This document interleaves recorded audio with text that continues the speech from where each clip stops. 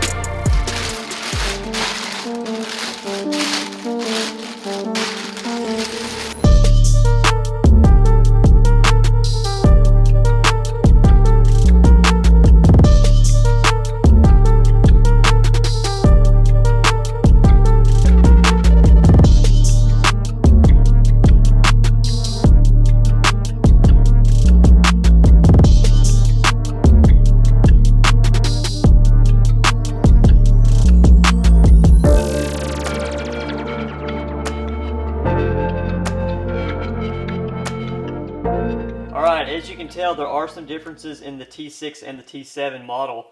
The pillow ball mount is a big obvious one here. The design of the top hat is different. It's a little more compact. It is still a pillow ball mount, which isn't really necessary on the Civic, but it is in there, and it's a little more compact and allows a lower ride height if that's what you want to go with. The biggest difference here is the spring rate. This is a much thicker spring, so it's going to be a much tighter spring. I'm going to go ahead and adjust the ride height here to get these matched up so I didn't change the ride height on the car. and then I'm going to add the 5 or 7 millimeter preload on the spring.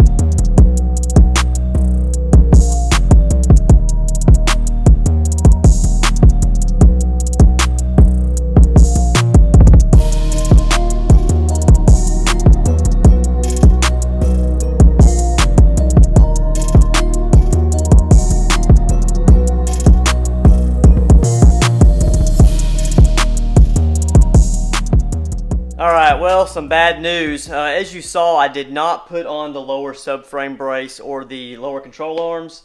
I did get the sway bar sanded down and repainted. That was before I really took a good look at this rear lower control arms and the subframe brace. I put the subframe brace up against the subframe on the EG right before I did the coilovers on the back.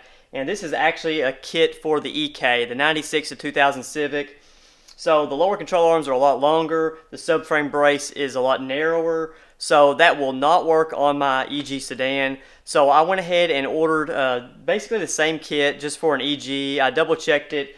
The listing that I ordered this from, this was on eBay, so really you get what you pay for. This is about a $75 kit. It's not real expensive. It did not come with the sway bar. That's my old sway bar.